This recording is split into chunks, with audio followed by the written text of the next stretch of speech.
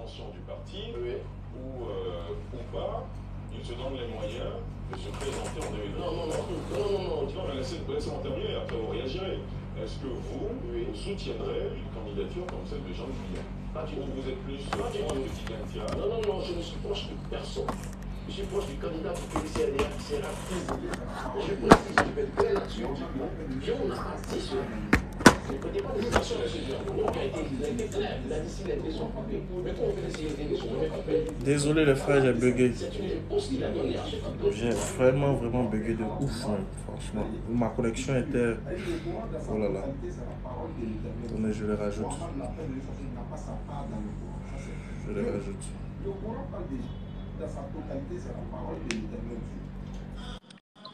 Désolé les frères, ma connexion m'a... Il y a certainement eu un bug. Voilà, ma connexion m'a lâché. Désolé. D'accord. Désolé.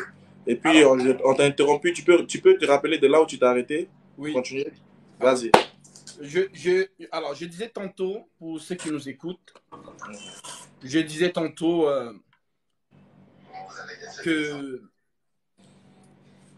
avant, c'est-à-dire, c'est un message que je donne non seulement aux soi-disant chrétiens, voilà, aux soi-disant chrétiens qui débattent, qu'on ne peut pas prendre les versets de Jean, de Matthieu, de Marc, d'Apocalypse ou quoi que ce soit pour pouvoir expliquer quelque chose aux musulmans. Il faut commencer par Genèse 3.15, qui est la toute première prophétie de la Torah.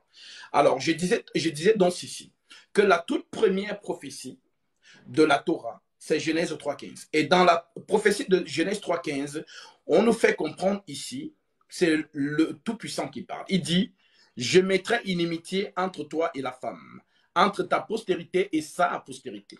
Celle-ci t'écrasera la tête, mais toi, tu lui blesseras le talon.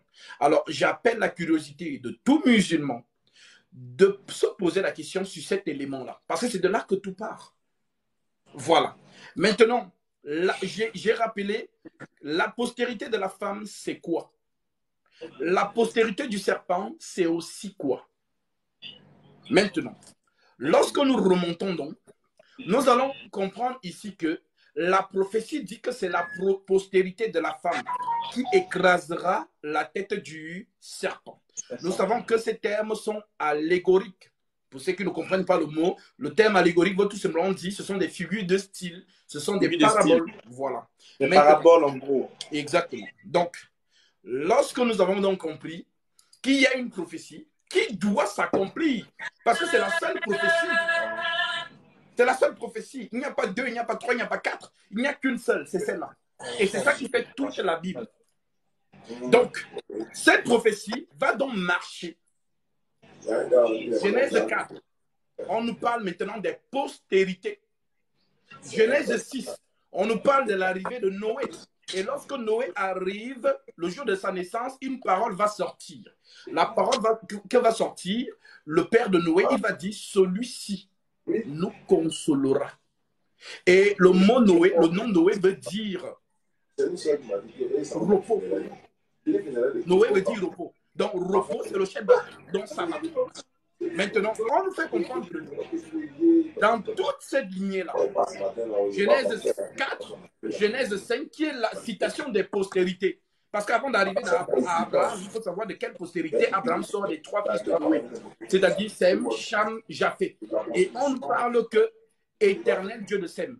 On ne dit pas éternel Dieu de Japheth, Dieu de Cham. On dit éternel Dieu de Sem. Et c'est de Sem que va sortir Terach. Et c'est de Terach que va venir donc Abraham, ainsi de suite. Alors, ici, dans un premier temps, dans un premier volet, c'est tout simplement pour vous montrer que Dieu a parlé 3 fois. Genèse 1, Genèse 2, Genèse 3. Donc, ce que vous lisez dans Genèse 1, la lumière, les ceci, ce sont des figures de style. Maintenant, ça a un sens. C'est ce que nous appelons chez les chrétiens. On appelle ça le sens doctrinal. Voilà pourquoi Paul dit que nous parlons de doctrine, révélation, prophétie et connaissance. Donc, lorsqu'on parle de la lumière, avant de dire que la lumière, c'est Dieu, il y a d'abord la lumière de chez toi qui éclaire ta maison. Quand on dit l'eau, la création de l'eau, il y a d'abord l'eau avant de dire que l'eau, c'est Jésus-Christ. Vous voyez? Donc, il y a le thème naturel, c'est ça qu'on appelle doctrine, et il y a le thème spirituel de la chose. Alors, Genèse 1, Genèse 2, Genèse 3. Maintenant, Genèse 4, c'est Dieu qui marche. C'est-à-dire, c'est la prophétie qui marche jusqu'à son accomplissement. Voilà, je m'arrête d'abord là pour maintenant enrichir par la suite. Je te remets la parole. D'accord, merci beaucoup, frère Gasby. Bon, merci à ceux qui nous suivent. Pour ne pas me répéter, je vais répéter pour ceux qui n'étaient pas là, qui nous voient en live dans le calme. Il faut qu'ils sachent qu'en réalité, désormais, on préfère que ces gens de débat-là se passent comme ça. Voilà, on préfère que les débats se passent comme ça, sans animosité, sans bruit, pas trop de bruit, on va dire. Voilà. Et puis chacun défend ses arguments sans pour autant insulter ou bien aller au ménax, etc. Donc on veut redimensionner, on va dire, on veut remettre l'interreligieux dans sa place initiale, c'est-à-dire l'échange fraternel des religions comparées ou des pensées ou des doctrines, des idéologies comparées dans la paix. Alors, moi, je suis aujourd'hui avec le frère Gasby, qui est chrétien, moi je suis musulman. Et aujourd'hui, on développe sur le thème de la divinité de Jésus. Donc, le frère Gasby est en train de démontrer pour lui, de citer son argumentaire premier, sa méthodologie pour démontrer que Jésus il est Dieu. Mais déjà, il a voulu qu'on retourne vers l'origine qui est la Genèse. Voilà, dès la Genèse, il a voulu montrer les traces de Jésus-Christ depuis la Genèse jusqu'à peut-être au Nouveau Testament. Voilà, donc pour l'instant, on s'est arrêté sur la Genèse 3, verset 15 et aussi sur la Genèse 4. Voilà. Pour montrer que je l'ai vraiment suivi, quoi. Voilà, donc il a montré Genèse 3.15 qu'il y avait la première prophétie où Dieu il a parlé, c'est qu'il a parlé de l'inimitié qu'il aura entre la femme et on dit que dans Genèse chapitre 3 verset 15 qui dit ceci: je mettrai l'iniquité, l'Éternel dit là, je mettrai l'iniquité en toi, l'inimitié pardon, en toi et la femme et ta postérité et sa postérité. Celle-ci t'écrasera la tête et tu lui briseras le talon. C'est ce qu'il a développé durant tout ce temps. Il a développé, il essayait de démontrer que on devait se préparer, que c'est quelque chose qui devait arriver. Bref, maintenant, c'est à mon tour de réagir. Bon, moi, jusqu'à présent, j'attends qu'il rentre vraiment dans le vif du sujet. C'est vrai, il est encore au début. J'attends qu'on, peut-être au milieu, on va essayer de se comprendre. Maintenant, pourquoi nous les musulmans, moi je vais donner juste l'approche musulmane des Écritures. Qu'est-ce que le Coran dit? Pourquoi les musulmans, pour eux, Jésus ne peut pas être Dieu? Pourquoi? Je vais te lire par exemple, pour nous, Allah dans le Coran, il s'est décrit comme celui-là qui est le tout-puissant, le tout miséricordieux, le très miséricordieux, qui transcende tout ce qu'on peut lui associer et qui transcende tout ce qu'on peut lui imaginer. Et il a créé ce monde-là de par son bon vouloir. Et il a créé ce monde, il a mis des êtres humains et il a imposé la différence entre ses créatures et lui. Il a créé les anges de lumière, il a créé les djinns de feu, il a créé les hommes de poussière, etc., etc. Du coup, il a fait toute cette création-là. Il a créé les cieux et la terre par sa volonté, par sa parole. Il ordonne, quand il a besoin, quand il veut d'une chose, il ordonne et la chose est. Mais en même temps, il s'est établi comme étant le détenteur, c'est-à-dire la chose inaccessible pour l'une de ses créatures. C'est-à-dire aucune des créatures d'Allah ne peut déterminer, ne peut le matérialiser parce que il transcende tout ce que tu peux imaginer. Donc pour nous, la pensée musulmane, Dieu nous dit qu'il nous a créé, nous des êtres humains faibles, comme des créatures, qui avons besoin de lui, mais il a fait de nous des petits, on va dire des califes dans le Coran, c'est-à-dire des chefs, en gros, des rois, des dominants, entre griffes. Des dominants sur quoi? Sur la nature, sur ce dont il va là où il va nous introduire, qui est la terre, il nous fait des califes, il nous fait des gens, des patrons. C'est-à-dire que l'homme, il a le pouvoir de tout gérer sur terre. Ce pouvoir-là va lui venir de qui? De Dieu. Donc, en gros, quelqu'un peut dire, ouais, il devient en griffe. Je ne dis pas que c'est le Coran qui dit, mais il devient comme un petit Dieu en griffe. Comme quelqu'un qui gouverne, qui maîtrise à qui Dieu va donner l'intelligence de pouvoir surmonter, surpasser des éléments, dominer sur les bêtes, les espèces, etc., etc. Et cet homme à qui Dieu va léguer cette terre-là, qui sera un calife sur cette terre-là, Dieu va lui donner des faiblesses. De sorte que Dieu va l'amener à méditer sur la création, de sorte qu'il sache que ce n'est pas de son vouloir, ce n'est pas de son pouvoir que ces choses-là existent. Et ce n'est pas lui qui s'est auto-créé. Et il n'est pas venu là pour rien. Il y a quelqu'un qui est à la base de tout. Et lorsque l'homme intelligent se pose la question, d'où suis-je venu? Où j'étais avant de venir? D'où suis-je venu? Voilà. Qu'est-ce que je fais ici? Et où j'irai après ma mort? Quand l'homme se pose ces questions, il s'amène en même temps à méditer et il comprend qu'en réalité, celui qui a créé ce monde visible que nous voyons n'a rien à voir avec ce que l'on peut penser. Dieu pour nous, c'est tout, sauf ce qu'on peut imaginer. Alors, quand Dieu nous rappelle dans le Coran que les faibles d'esprit, à un moment donné, des croyants surtout, des gens à qui Dieu va se révéler, pour eux, vu que l'homme est faible d'esprit et l'homme a tendance à vouloir matérialiser tout ce qu'il voit, Dieu va nous interpeller, que ce soit peut-être dans la Bible ou dans le Coran. Il va nous interpeller sur quelque chose d'évident. Parce que, exactement, Dieu va se révéler aux gens, à sa créature qu'il aime. Il va se révéler aux gens. Il va parler aux gens. À ces gens-là qu'on appelle les prophètes, des gens qui sont bien choisis de la part de Dieu. Chaque fois que l'homme, vu que l'homme a été créé faible, l'homme va forcément désobéir, qui va quitter sur la voie que Dieu a tracée pour lui. Pour ne pas me faire la genèse d'Adam et Ève, etc. Je rentre en gros pour dire que l'homme est désobéissant. Donc Dieu choisit parmi les hommes des agents spéciaux, que moi je peux appeler comme ça, des gens qui sont assez spéciaux devant Dieu, des personnes spéciales devant Dieu, à qui Dieu va passer par eux pour pouvoir parler aux simples citoyens lambda que nous sommes. Et ces gens, ça on les appelle des prophètes. Ou encore des messagers. Et Dieu va les utiliser de sorte que tout citoyen lambda ou tout citoyen qui verra ces hommes-là agir saura qu'en réalité, il y a quelqu'un qui est le détenteur de toutes choses. Il va utiliser ces personnes-là à son bon vouloir, avec sa puissance, comme il le veut. En tout cas, il va les utiliser de manière forte. Et quand on verra ces personnes-là, on saura que lui, Dieu, il existe. Si des simples êtres humains comme nous sont capables de faire ces choses-là en son nom, c'est que vraiment, il existe et il attend quelque chose de nous. Et c'est lui qui nous a créés, il nous a fait grandir, il nous a rendu vieux et il nous fera mourir. Et c'est vers lui que nous allons tous revenir. Voilà un peu la pensée musulmane. Alors, parmi ces prophètes, il y a quelques-uns qui ont eu des cas assez spéciaux. Maintenant, lui, celui qui a attiré l'attention, qui attire l'attention de bon nombre de personnes, c'est le cas de Jésus. Dieu nous dit dans le Coran que Jésus est né de manière miraculeuse. C'est ça, tous les musulmans croient en ça. Que Jésus, il est né miraculeusement. Il est né sans père, mais avec une mère. Et Dieu dit, il ne faut pas que ça va nous surprendre dans le Coran. Il dit que c'est comme ça, lui, il fait ce qu'il veut.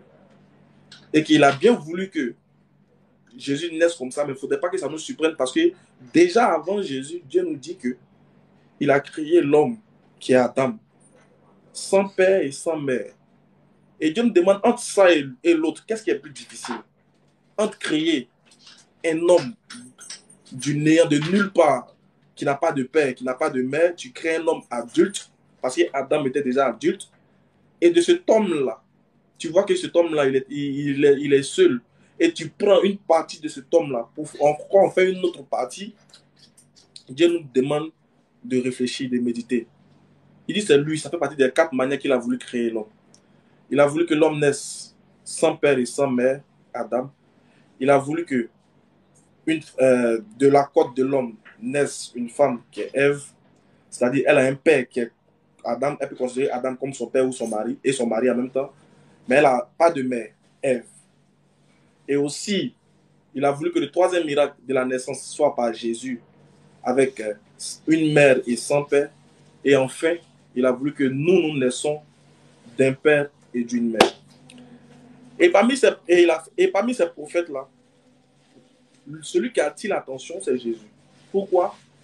Parce que il a été divinisé après son passage, ou du moins, il a été divinisé, oui, je vais dire, après sa prédication sur terre. Pourquoi? Parce qu'il a eu des cas spéciaux. Dieu l'a utilisé pas comme les autres forcément. Et Dieu nous le dit dans le Coran. Il a fait d'autres faveurs à d'autres prophètes qu'à d'autres. Mais nous, on ne doit pas marquer de distinction entre les messagers. Concernant Jésus, dans plusieurs passages du Coran, Dieu nous relate sa vie. Mais il y a quelque chose de très important que Dieu nous dit sur Jésus.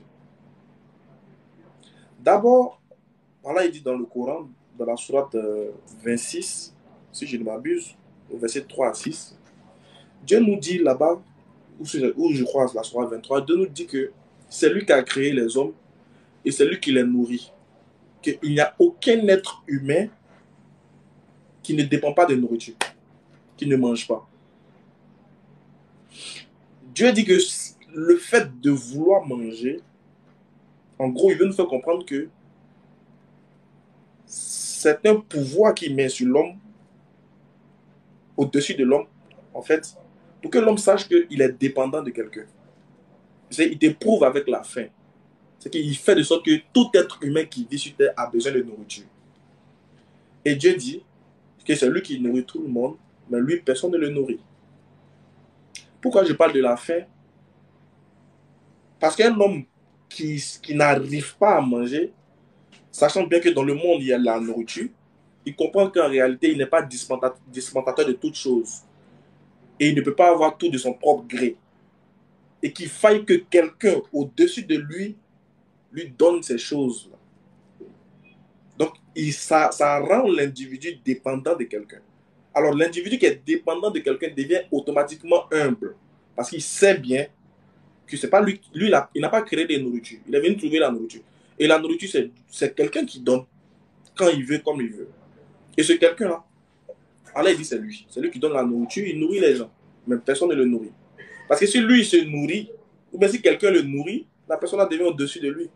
Parce qu'on dit la main qui demande est toujours en bas. Voilà pourquoi souvent il y a des proverbes qui disent qu'il ne faut jamais cracher sur la soupe, dans la soupe qui te nourrit, je crois, si je ne m'abuse. Ou bien il ne faut jamais cracher sur la main qui t'a déjà nourri, etc. En gros, pour montrer que quand quelqu'un nourrit, il est au-dessus de celui qui le nourrit, en gros. Et Dieu dit dans le Coran que lui, il nourrit tout homme. Mais dans la sourate 5, verset 75, que je vais me faire le plaisir de lire en français, parce qu'ici, on ne comprend pas arabe. Tout le monde ne comprend pas arabe. Sourate 5, verset 75. Désolé, c'est l'application. Voilà. Je lis ce verset-là et puis je chute rapidement. Dans la sourate chapitre 5, verset 75, il y a quelque chose que Allah il a dit, qui m'intéresse bien. Il dit ceci. Le Messie, ça c'est Dieu qui parle, le Messie, fils de Marie, n'était qu'un messager. Dieu précise. Jésus le Messie, déjà le Coran reconnaît qu'il est le Messie, c'est déjà bon.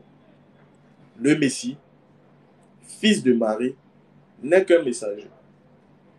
Des messagers sont passés avant lui. Et sa mère était une véridique.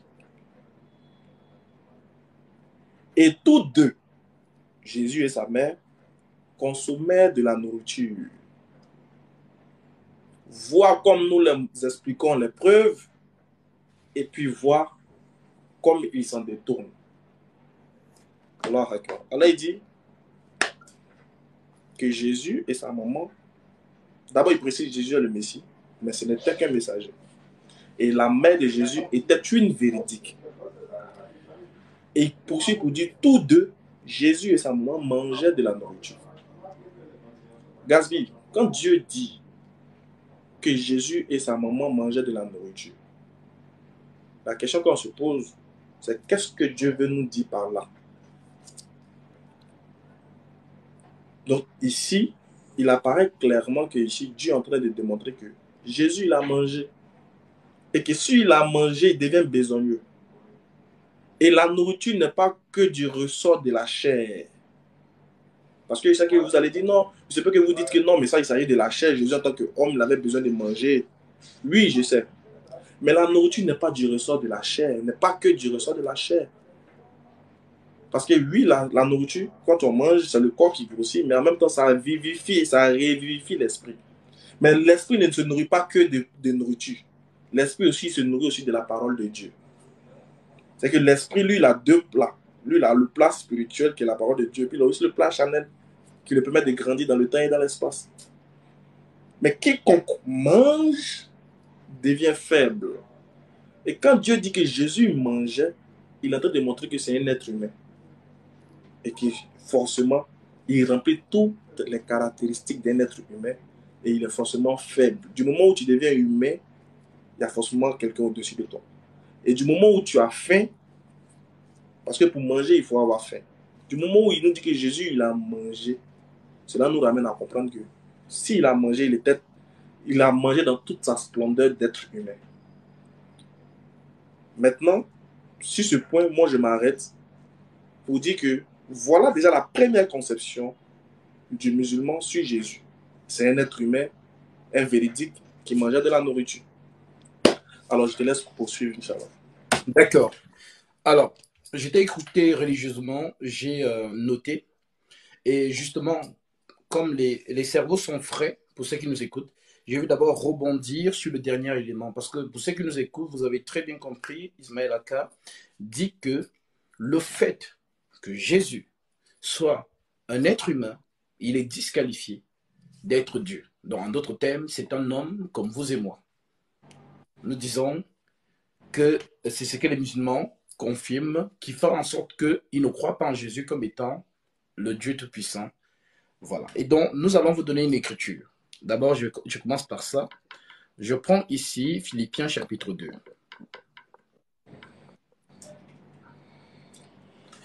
Philippiens chapitre 2. Alors, l'écriture nous déclare ceci. Je prends le verset 5. Ayez en vous les sentiments qui étaient en Jésus-Christ, lequel, existant en forme de Dieu, n'a point regardé comme une proie à arracher d'être égal à Dieu. En d'autres termes, il n'a pas regardé dans la condition de sa divinité. Verset 7. Mais s'est dépouillé lui-même en prenant une forme de serviteur. Une forme de serviteur. En devenant semblable aux hommes. Oui, il est devenu comme toi et moi. Voilà, afin de nous servir. Voilà pourquoi la première venue du Christ sur la terre, c'est le service. Et le service, c'est le chiffre 3. Lévi, qui avait le sacerdoce en Israël. Voilà pourquoi ce n'est pas un hasard qu'on prenne le troisième de la fratrie de Jacob. Ce n'est pas un hasard. Je vous ai dit dans la Torah, vous avez ici un spécialiste de la Torah. Je dis souvent aux Juifs, les Juifs ont la Torah parce que la Bible le reconnaît. Vous êtes assis dans la chair de Moïse. Mais ce que les Juifs n'ont pas, ils n'ont pas l'esprit de la Torah. C'est voilà la différence entre eux et moi. J'ai la Torah et j'ai l'esprit de la Torah. Quand on parle de l'esprit de la Torah, c'est la compréhension de la Torah. Voilà.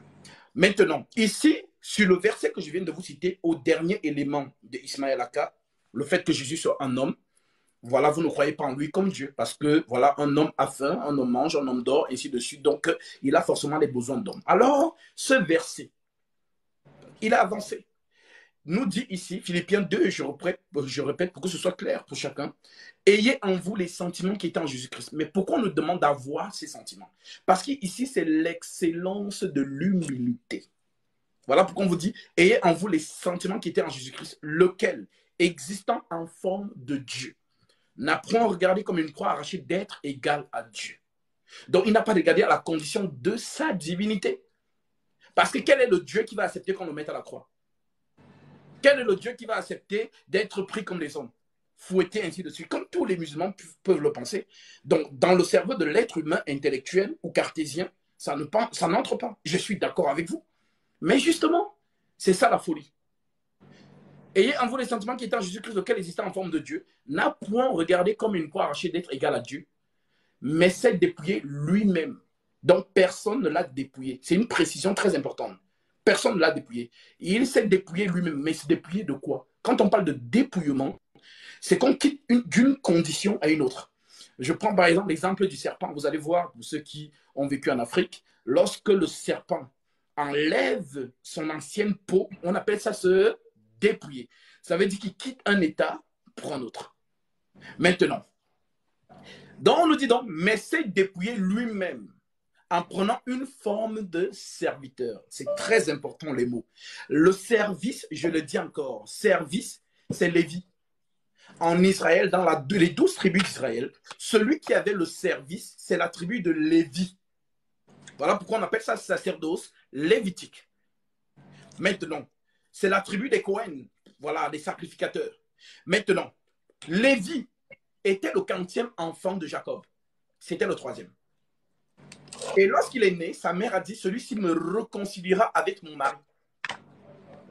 Donc, le chiffre 3, c'est le service du service. Voilà pourquoi vous allez remarquer que le Dieu de la Torah, lorsqu'il descendait vers les enfants d'Israël, c'était toujours avec le chiffre 3.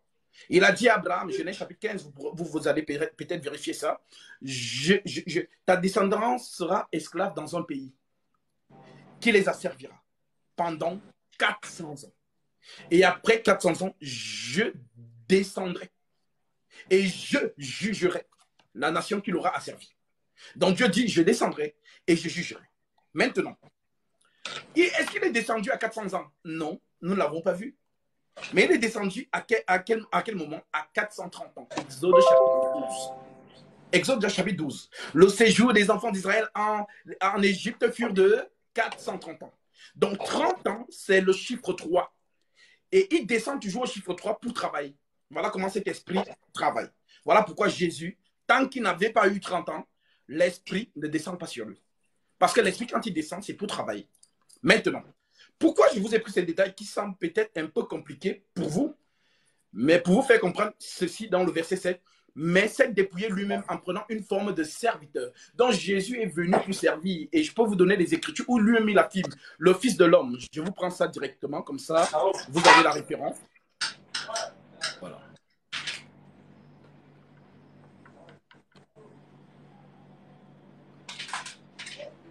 Désolé, vas-y, continue, Gatsby, continue. Désolé. Effectivement, je prends juste un verset pour donner à ceux qui nous écoutent. Je prends Matthieu chapitre 20, verset 28, c'est la référence. Vous pourrez méditer ça lorsque vous serez tranquillement tout seul. C'est ainsi que le Fils de l'homme est venu, non pour être servi. Donc Jésus n'est pas venu sur terre pour être servi. Mais il dit, mais pour servir et donner sa vie comme la rançon de plusieurs. Vous comprenez maintenant, Philippiens?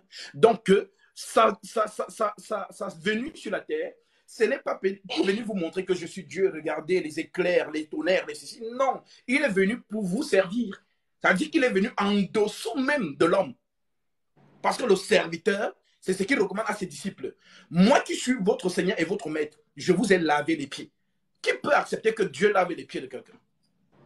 Donc, tout ce que Ismaël a dit à sa dernière portion, parlant de l'humanité de Jésus-Christ, mais c'est dépouiller lui-même en prenant une forme de serviteur, en devenant semblable aux hommes et ayant paru comme un simple homme. Pourquoi? Il s'est humilié lui-même. C'est l'humiliation, tout ce qu'il a subi. Le fouet, les insultes, on crachait sur lui, ainsi de suite. Il s'est humilié lui-même. Personne ne l'a humilié, mais lui-même s'est humilié, se rendant obéissant jusqu'à la mort. Et même jusqu'à la mort de la croix. C'est pourquoi Dieu l'a souverainement élevé et lui a donné le nom qui est au-dessus de tout nom, afin qu'au nom de Jésus-Christ, tout genou fléchisse, non seulement dans les cieux, mais sur la terre, et que toute langue confesse que Jésus-Christ est Seigneur. Maintenant, ça c'est le premier élément que Ismaël Aka a donné. Donc c'était pour vous montrer ici que le fait de dire qu'on ne croit pas en Jésus parce qu'il est un être humain comme nous, c'est voilà, c'est vraiment prendre la chose de manière charnelle. En fait, la manière dont vous devez comprendre ça, c'est que le Tout-Puissant est venu te servir. Oui, toi, ma soeur musulmane qui m'écoute. Voilà, toi, mon frère musulman qui m'écoute. Jésus est venu pour donner sa vie pour ta rançon. Voilà pourquoi il est venu servir. Il est venu te servir afin que par son service, tu hérites l'éternité. Voilà comment Aaron, qui était le souverain sacrificateur lévitique, faisait le service entre le peuple et Dieu, afin que le peuple soit agréé par Dieu, par le service d'Aaron. Voilà pourquoi Aaron, lorsque vous voyez un Aaron dans la loi, ce n'est que la préfiguration du véritable Aaron. Et là, nous arriverons avec le sacerdoce de Melchisédek, ainsi de suite. Maintenant, le deuxième élément de Ismaël Aka, comme je le disais tantôt dans voilà, ma méthode, mon schéma, nous nous sommes arrêtés dans Genèse chapitre 3, la prophétie. Là-bas, on nous parle d'une postérité. La postérité, c'est l'homme. Maintenant, la postérité, là, c'est ça qui doit attirer notre curiosité. Qui est cette postérité? Qui doit écraser la tête du serpent? Et qui est le serpent? C'est ça, en fait, la Bible. Donc, je ne peux pas concilier le Coran ici. Parce que si je suis le Coran, je vais vous prendre la Surah chapitre 3, verset 3, qui nous dit ici où Allah lui-même donne l'hiérarchie de ses livres. Il dit de lui-même, j'ai d'abord fait descendre la Torah en premier. Donc, dans l'hiérarchie d'Allah, dans le contexte du Coran, il fait descendre en premier la Torah. Ensuite, l'Injil. Et il donne le Coran pour confirmer la Torah et l'Injil. Ça, c'est on va dire, l'hiérarchie des livres d'Allah. C'est lui qui a dit ça. Maintenant, si je suis cette hiérarchie de manière, on va dire, cartésienne, de manière logique, alors tout part de la Torah. Et lorsque je pars de la Torah, l'évangile qui vient ensuite comme deuxième livre, selon Allah, je tiens à préciser ici que les musulmans posent souvent cette question, mais la Bible est descendue comment? Je tiens à préciser ici que la Bible, c'est-à-dire les Écritures, quand on dit l'évangile, l'Injil n'est pas un livre. L'Injil, le mot Injil veut dire bonne nouvelle. Voilà, bonne nouvelle. En anglais, gospel, la bonne nouvelle. Maintenant, le livre, c'est un homme. C'est parce que c'est pour ça qu'on l'appelle le livre de vie. Donc l'Injil, c'est un homme. Ce n'est pas un livre comme voilà, l'un des livres voilà, que je peux avoir ici. Ce n'est pas un livre comme ça. Non. Quand on dit l'Injil, l'évangile, que ce soit pour les chrétiens et pour voilà, ceux qui n'ont pas encore vraiment percuté les choses, et pour les musulmans, l'Injil, c'est Jésus. C'est lui qu'on appelle la bonne nouvelle. Voilà. Maintenant, une fois qu'on a compris ça, nous voyons donc ici que la postérité de la femme là. J'ai très aimé quand Ismaël Aka nous parle du contexte du Coran, lorsqu'on parle d'Adam et d'une femme qu'on a pris de sa côte. Mais tout ça, ce sont des préfigurations qui s'accomplissent en Jésus. Adam est une préfiguration du véritable Adam. Voilà pourquoi vous ne serez pas étonnés quand je vais vous dire que Jésus lui-même, dans les Écritures, porte la mention du second et le dernier Adam. Mais pourquoi on l'appelle comme ça? Donc, s'il est le second et le dernier Adam, Adam avait une femme dans le jardin d'Éden. Et la femme d'Adam n'était qu'une préfiguration de quelque chose qu'on va vous expliquer. Maintenant, Jésus réalise cela. Voilà pourquoi lorsqu'il est à la croix, remarquez bien, c'est quand il meurt, pas avant que le soldat romain vienne piquer la côte et le sang et l'eau sort. Et je vous pose la question, quel est le symbole de la naissance dans notre humanité? C'est la perte des os de la femme et le sang. Ce sont les deux premiers symboles qui se déclenchent lorsqu'elle met au monde. Voilà pourquoi Jésus, mort sur la croix, le soldat romain vient piquer et l'eau et le sang sortent, qui est le symbole de la naissance. Mais la naissance de qui? De la femme de Jésus. Voilà pourquoi on l'appelle l'Église. Maintenant, une fois que j'ai précisé ça, comme je vous disais, le Coran, ça dit ce que dit le Coran. Vraiment, je suis objectif. Ce que dit le Coran dans sa genèse, on va dire, et ce que dit la Torah dans sa genèse, je vous assure, ce n'est pas la même chose. Ce n'est pas la même chose. Donc, on part déjà là d'un côté un peu, je dirais, biaisé, je pèse mes mots, dans le sens où, lorsque je lis la Torah des Juifs, et je lis le Coran, je vois ici qu'il y a quelque chose qui ne va pas. Voilà, ce que la genèse du Coran dit, ce n'est pas ce que la genèse de la Torah dit. En fait, on ne s'y retrouve pas. Et pareil, lorsqu'on va remonter les prophéties jusqu'à ainsi de suite au Messie. Maintenant, ici, l'humanité de Jésus en tant qu'homme, c'est lui la postérité dont on a parlé. Maintenant, cette postérité a une mission, écraser la tête. Maintenant, qui se cache derrière la postérité? Celui qui peut écraser la tête du serpent n'est rien d'autre que le créateur du serpent. Voilà pourquoi Dieu met le signe sur Caïn, qui est la préfiguration de Satan. Préfiguration. Parce que lorsqu'on parle de la postérité de la femme et de la postérité du serpent, vous allez voir que le père de Caïn, c'est qui? C'est Adam. Le père d'Abel, c'est qui? C'est Adam. Nous avons la précision dans Genèse chapitre 4. Adam connut Ève et elle enfanta Caïn. Donc le père biologique d'Adam, de Caïn, c'est Adam. Le père biologique d'Abel, c'est Adam toujours. Donc les deux là sont une préfiguration de quelque chose. On tue Abel, voilà pourquoi il est appelé le juste. Abel, le juste. On tue Abel, donc Caïn tue Abel. Pourquoi? Parce qu'il pense que c'est lui la postérité qui doit écraser sa tête. Alors il le tue. Maintenant, Caïn reste seul. On remonte la lignée de Caïn, Genèse chapitre 5. Maintenant, on met un signe, Dieu met un signe sur Caïn. Genre, personne ne doit le tuer. Parce que la vengeance est écrite dans l'Écriture dit, à moi la vengeance, à moi la rétribution. Caïn est le symbole, une préfiguration de Satan. Maintenant, personne ne doit tuer Satan si ce n'est que le créateur de Satan lui-même. Voilà pourquoi on a mis le signe sur lui. Personne ne devait le tuer. Mais quand vous allez lire, vous allez voir que les mecs va dire, j'ai tué un homme pour ma mettre ici, et on dit de l'homme pour ainsi de suite. Caïn sera vengé 7 fois. Parce que ici, c'est le symbole de la guerre. Donc, Caïn, qui est la préfiguration de Satan, doit être exterminé par son créateur. Il n'y a que lui qui peut l'exterminer. Aucun ange ne peut exterminer Satan. Ça n'existe pas. Aucun. Le seul qui l'extermine, ce n'est que son créateur. Parce qu'après lui, écoutez, c'est moi qui vous dis ça aujourd'hui, après le Dieu d'Israël, dans ce qu'on appelle domination, c'est Satan. Voilà pourquoi il est appelé dans la Bible le Dieu de ce siècle. Jésus lui-même appelle Satan Dieu de ce siècle. Jésus lui-même appelle Satan père du mensonge. Jésus lui-même appelle Satan prince. Et ces qualifications, on les retrouve dans Jésus lui-même. Il est appelé Dieu sur la terre. Il est appelé prince des fils des rois de la terre, parlant de la descendance de David, et ainsi de suite. Donc, toutes ces mentions se retrouvent non seulement en Abel, représentation de Jésus, mais aussi en Caïn, représentant de Satan. Voilà pourquoi on parle du Christ et de l'Antichrist. Je m'arrête d'abord là pour retourner la parole à notre homme. Merci beaucoup.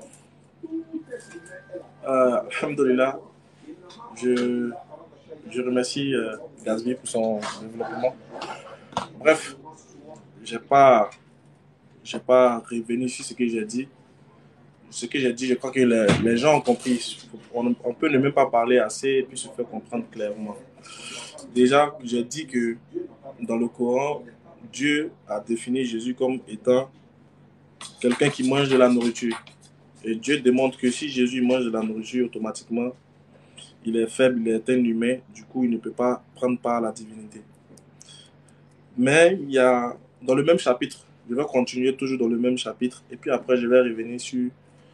En tout cas, le seul verset que moi j'ai retenu de Gazby, c'était sur Philippiens 2, mais je vais y revenir. On va écouter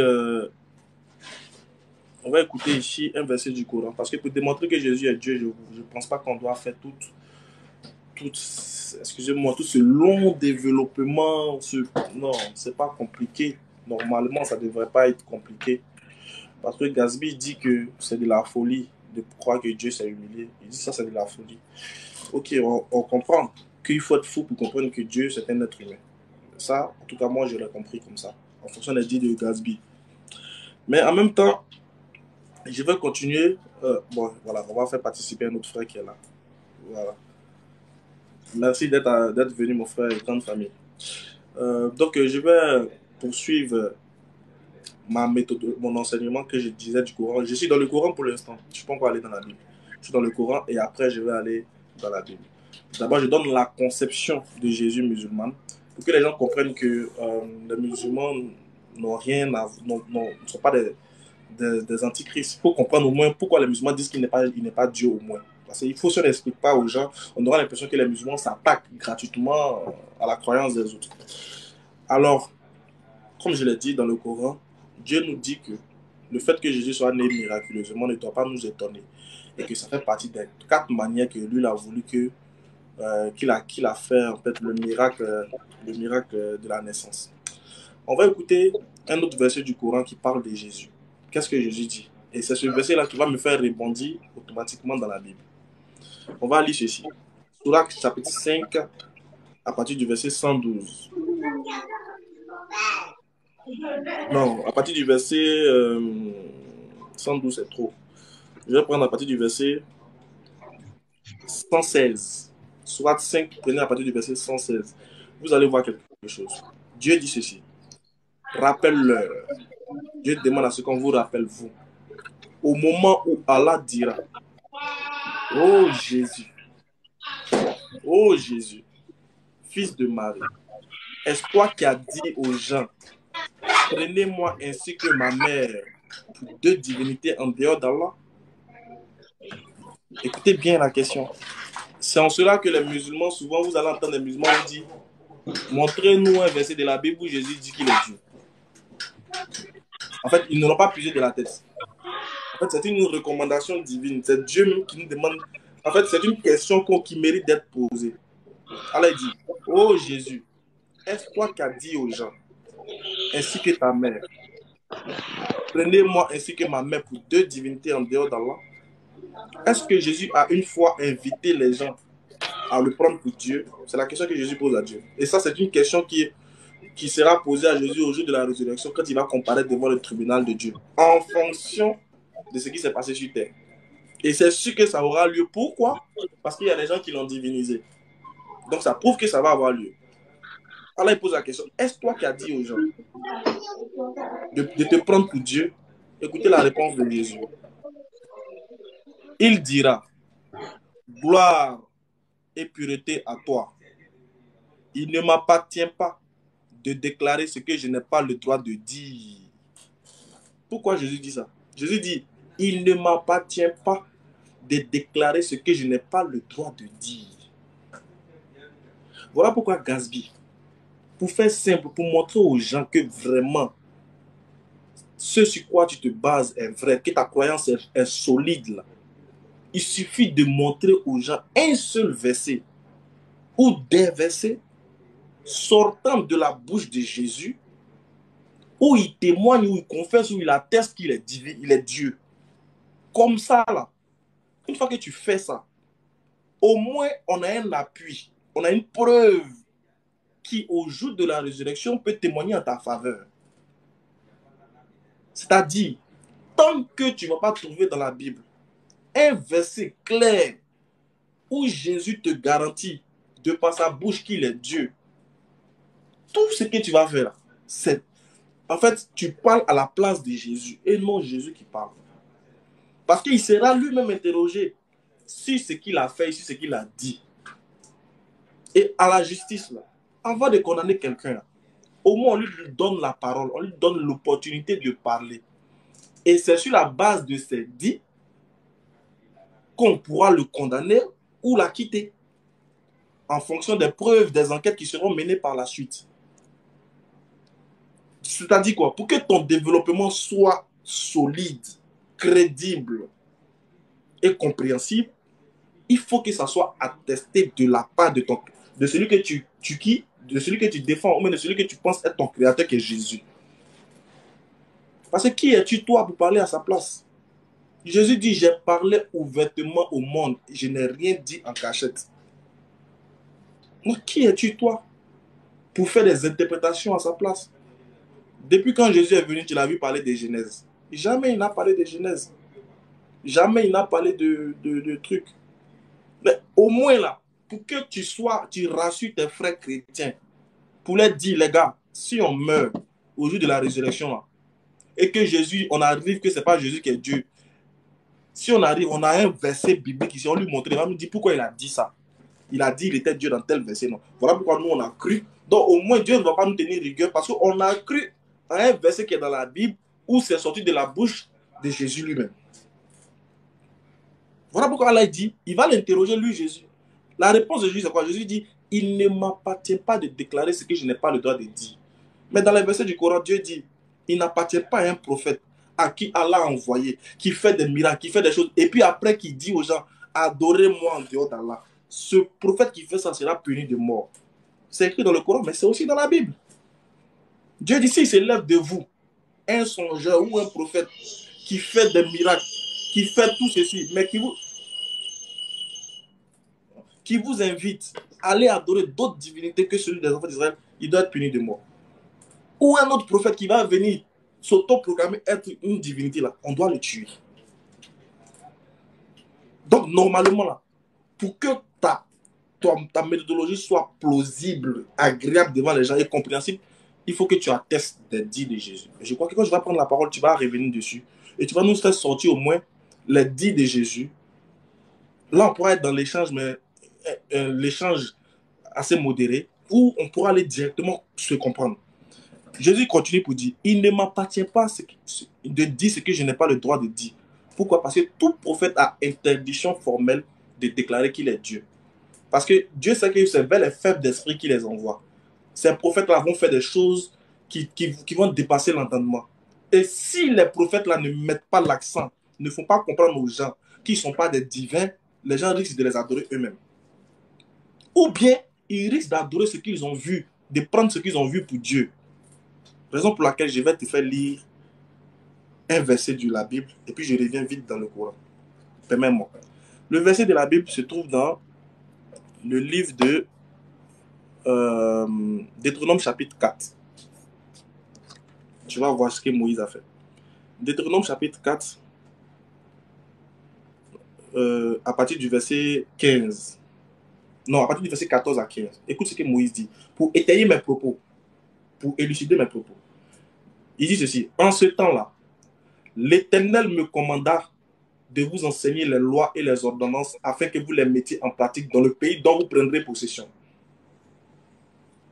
Puisque vous n'avez vu aucune figure le jour où l'Éternel vous parla du milieu du feu à Horeb, veillez attentivement à vos âmes. Ça, c'est Moïse qui est en train de parler aux enfants d'Israël. Parce que les enfants d'Israël, Dieu va les apparaître à Horeb, dans le feu. Maintenant, Moïse va les préciser. Attention. Façon, vous avez vu, Dieu vous a apparu dans le feu, là. Attention. Veillez à vos âmes. Veillez attentivement à vos âmes. Verset 16. De peur que vous ne vous corrompiez et que vous vous fassiez une image taillée, une représentation de quelques idoles, la figure d'un homme ou d'une femme. Allah Akbar. Moïse dit, attention, c'est pas parce que l'Éternel vous a apparu du feu à Horeb là-bas que vous allez chercher à le matérialiser en lui donnant la figure d'un homme ou d'une femme. Ça veut dire que Dieu là, il n'a pas la figure d'un homme ni d'une femme. Quels que soient les moyens, quelles que soient les circonstances, il n'a pas la figure d'un homme ou d'une femme.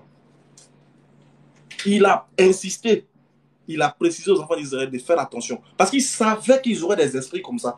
Alors Dieu, il a apparu. Si on a entendu sa voix, c'est qu'il est blanc, il a beaucoup de cheveux longs, ses yeux sont bleus. Non, Moïse dit non, ne faites pas ça.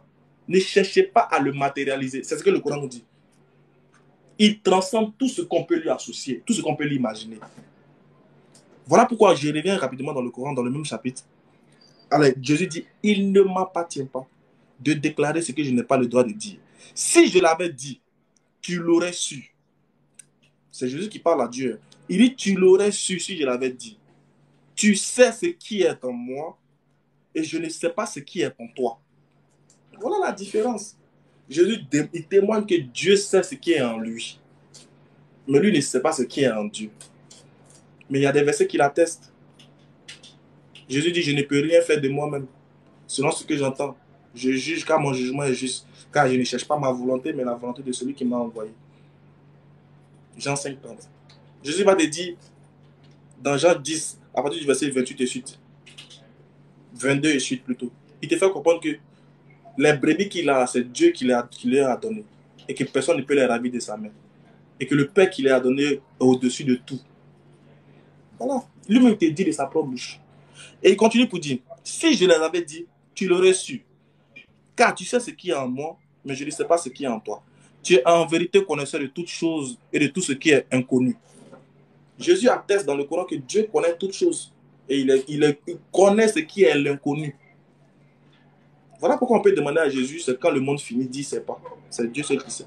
Voilà pourquoi la mère des Zébédée va envoyer ses deux enfants, va dire à Jésus, prends un ici, mets-le à ta droite au paradis, l'autre à ta gauche. Jésus dit, mais vous ne savez pas ce que vous me demandez. Il ne m'appartient pas à moi de déclarer que tel ou tel ira au paradis ou pas. Sauf celui que l'ordre de Dieu aura, ce que Dieu aura décidé. Dans Matthieu 20, verset 20 à 28. Tu vois que Jésus lui-même, dans Matthieu 20, confirme que lui-même ne peut pas envoyer quelqu'un au paradis sans que Dieu ne l'ait ordonné. Donc, il ne connaît pas tout. Il ne connaît pas là où les choses seront positionnées. Il ne connaît pas. Il ne connaît même pas quand est-ce que le monde finit. Et ça, c'est ce qui a été dit là, ça, c'est du résumé de la faiblesse. Ça, c'est pour montrer la faiblesse de celui qui est. Il est faible. Du moment où il se fait homme, là, il devient faible. Tu dis, il s'est dépouillé lui-même. Je n'en disconviens pas. J'accepte l'écriture. Il s'est dépouillé lui-même, se rendant serviteur. Mais quand il s'est rendu serviteur de qui? Tu dis, il s'est rendu serviteur de nous les hommes. Dieu est venu sur la terre pour nous servir. Jésus dit, je ne suis pas venu pour vous tous, mais je suis venu vous servir. Bon, imaginons que Dieu est venu nous servir. Mais dans le même texte, on te dit que Dieu l'a souverainement élevé. Bon, quand Dieu il se fait serviteur, et lui il nous sert à la place d'être servi, quand Dieu lui il nous sert, le pouvoir de celui qui doit être servi là, il est où pendant ce temps? Le pouvoir de celui qui doit être servi. Parce que celui qui doit être servi a un pouvoir permanent. Il n'a pas besoin qu'on le serve pour se reconnaître en tant que Dieu. Mais il y a un pouvoir qu'il a instauré aux créatures pour que les créatures le servent. Bon gré, mal gré. Je continue la lecture dans le Coran. Je reviens dans le Coran. Dieu dit, au verset 117 de la même sourate, il dit, Jésus dit ceci, je ne leur ai dit que ce que tu m'as commandé de dire, à savoir, adorer Allah, mon Seigneur et votre Seigneur. On peut dire que c'est le Coran. Moi, je cite le Coran pour les musulmans, pas forcément pour les chrétiens. Mais ce verset-là, il témoigne que le Coran n'a pas dit quelque chose n'a pas dit quelque chose comme ça. Ce verset se confirme dans la Bible. On va prendre Jean chapitre 20, verset 17, que j'ai fait lire à mon frère tout à l'heure. Dans Jean 20, 17, qu'est-ce que Jésus dit? Jésus dit, ne me touche pas, car je ne suis pas encore monté vers mon Père. Mais va trouver mes frères et dis-leur, je monte vers mon Père qui est votre Père, vers mon Dieu qui est votre Dieu. Pronom possessif. Il dit vers mon Dieu qui est votre Dieu. Ça c'est clair. Même si moi il se met la carte, j'ai dit Jésus n'est pas Dieu là. Au jour de la résurrection, j'ai raison devant Jésus. Jésus ne peut pas venir me dire qu'il est Dieu. Pourquoi? Il a dit mais tu as dit ton Dieu. Tu as dit dans Jean 20, 17 que tu montes vers ton Dieu. Comment tu veux que moi il t'adore? Tu as dit, toi-même Jésus, tu dis, hein, tu montes vers ton Dieu. Bon, vu que toi tu es un Dieu là, pourquoi pas adorer toi ton Dieu là directement? Lui-même dit vers mon Dieu qui est votre Dieu. C'est comme ça. C'est que même au jour de la résurrection, nous les musulmans, on a un argument contre Jésus. On a des arguments contre lui. C'est que même si on arrive, et puis c'est lui qui est le juge là, qui est Dieu là, il va nous expliquer. Ouais, Gazmi, ne rit pas, franchement. En fait, j'avais posé la question. Non, c'est juste de taquiner. J'avais posé la question. Tu sais pourquoi je parle de ça? Parce que j'avais posé la question un jour à un pasteur. Je lui ai dit, pasteur, supposons qu'on meurt et puis on arrive, c'est Jésus. Et puis, c'est pas Jésus qui est Dieu. C'est pas Jésus qui doit nous juger. Comment tu as fait? Tu sais ce qu'il a fait? Il a répondu intelligemment. Intelligemment, il a dit, bon, et si on arrive, et puis c'est Jésus aussi, tu fais comment? Réponse intelligente. Il dit, ah, d'accord. Si on arrive, et puis on arrive que c'est Jésus qui est Dieu, il va m'expliquer Jean 27. Pourquoi il a dit mon Dieu, là, qui est votre Dieu? Il va m'expliquer ça. Parce que tu ne peux pas venir, si tu dis que... Et puis le pasteur a dit, non, mais c'est une manière pour vous de vous faire perdre. C'est les versets que vous ne comprenez pas, que vous partez en enfer. Ah bon? Ce qui veut dire que Dieu, il vient sur la terre non seulement pour nous aider, d'abord pour nous servir, d'après Gazi. Dieu qui est venu nous servir, au lieu de bien nous servir, il vient nous mettre dans l'embarras, dans les trucs ambigus pour nous avoir un enfant. De la sorte, avoir un enfer. Alors qu'il dit qu'il est venu pour nous servir. Mais quand tu viens servir quelqu'un là, tu mets toutes les commodités de sorte que la personne soit bien guidée, soit à l'aise. Donc, Gazvi, pour ne pas être long, je préfère que tu fasses sortir les propos de la bouche de Jésus clair. Ce débat-là, il dure parce qu'on ne fait pas ce jeu-là. Ce débat-là, il est à la fois facile et difficile. Facile comment? Si simplement on fait témoigner Jésus. C'est qu'on prend Jésus, non? On l'amène devant la barre. On dit, toi, qui dis-tu? Tu dis quoi? Tu es qui? Le débat va finir. Mais on parle à sa place. Moi, on va verser, l'autre, on va verser. Non. Attends, le gars, il a parlé. Il a été clair. Il dit, j'ai parlé ouvertement au monde. Il dit, là, si vous m'aimez, vous garderez mes paroles. Car les paroles que j'ai dites là, je les dis comme le Père me les a dites. Lui-même, il dit, on a qu'à se couper. Il dit, celui qui ne m'aime pas ne garde pas ma parole. Voilà pourquoi Allah dit dans le Coran que c'est sur la base de ce qu'ils ont reçu de l'évangile qu'ils doivent juger les affaires. Parce que ce qu'il dit là, c'est sur ça que vous devez trancher. C'est lui qui est le maître, non? Donc ce que le maître dit là, vous devez trancher dessus. Prenons Jésus, aujourd'hui là, moi je suis à 1000 personnes ici. Prends Jésus, amène-le devant le tribunal, devant ces 1000 personnes là. Et puis interrogeons-le. Il va nous dire qui il est. Donc Gatsby, tu prends la parole, tu ouvres la Bible, et puis fais parler Jésus. Demandons-lui. Parce qu'il n'a pas dit je suis Dieu. Il n'a pas aussi dit je ne suis pas Dieu. Ça c'est clair. Jésus n'a pas dit je ne suis pas Dieu. Il n'a pas dit je suis Dieu. Mais qu'a-t-il dit de lui-même? Qu'a-t-il dit? Il a dit quoi? Moi je m'arrête là. On le prend, on le dépose devant nous. Il faut faire parler les Écritures à la place de Jésus. Ouvre la bouche de Jésus dans la Bible. Faire-le parler pour nous dire qui a... En fait, qu'a-t-il dit de lui? Je m'arrête là. Merci, merci beaucoup. Alors, j'appelle l'attention objective de tous les musulmans et musulmanes qui nous écoutent. Parce que là, effectivement, nous avons donné l'accès aux Écritures. Il a posé de très bonnes questions et nous allons répondre. Avant de répondre cette question-là, je vais lire d'abord 3 Écritures pour étayer, pour que vous puissiez comprendre lorsqu'on va citer l'écriture même principale. Et je vais faire lire Ismaël Aka cette écriture lui-même. Comme ça, il va me remettre la parole. Alors, je vais d'abord prendre ici. Je prends d'abord Actes. Voilà. Après, je vais revenir. Actes chapitre...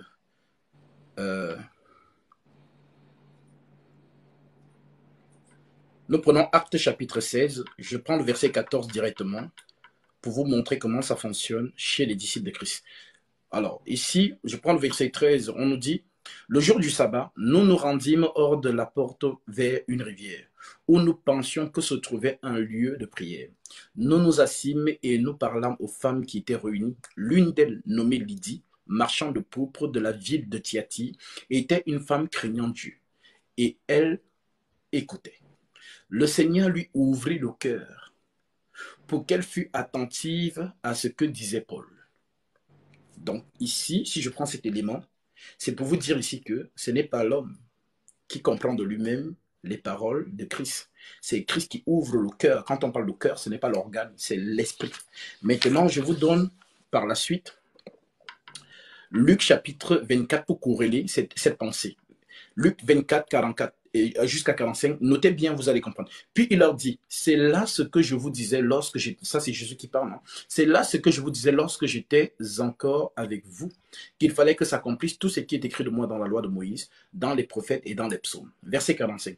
Alors il leur ouvrit l'esprit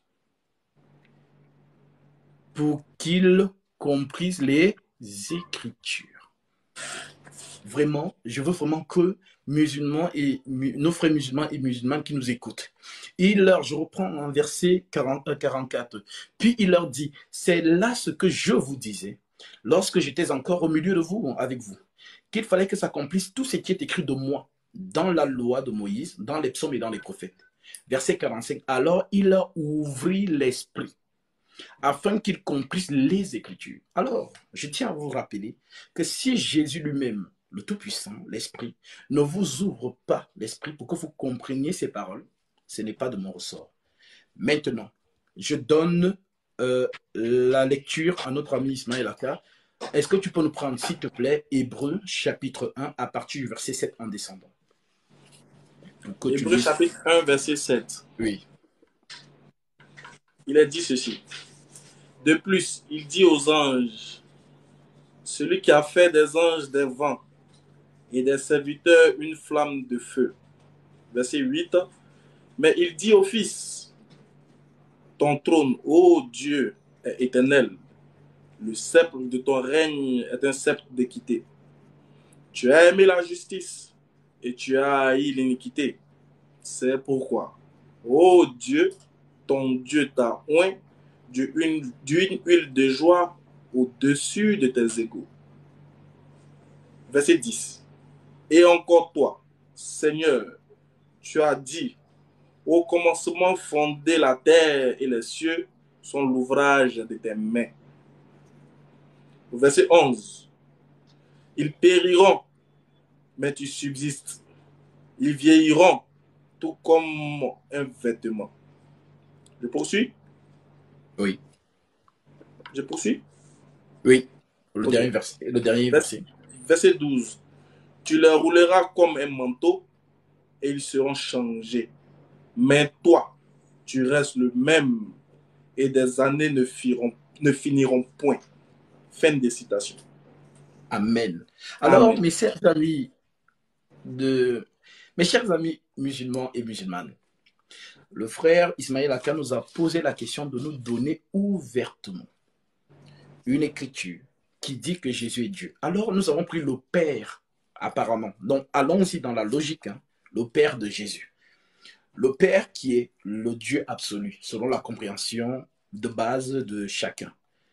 Donc, ce Père rend témoignage au Fils. Alors, les propos du Père, on ne peut pas les remettre en doute. Ismaël Aka peut douter que Jésus est Dieu. Toi qui me suis, tu peux douter que Jésus est Dieu. Mais le Père est clair. Maintenant, si nous vous posons la question à tous les musulmans, qui a créé les cieux et la terre? On va nous dire, c'est Dieu. Mais le Dieu dont vous dites là, vous dites que c'est Jésus qui a créé les cieux et la terre. Moi, je vais encore reprendre cette écriture parce que j'aime beaucoup. Parce que lorsqu'on nous demande des écritures, on laisse parler des écritures. Je reprends. Hébreu, peut-être qu'ils ont mal entendu parce que ça, vraiment, que le Seigneur soit glorifié. De plus, il dit aux anges, celui qui a fait des anges des vents et des serviteurs une flamme de feu. Mais il dit au Fils.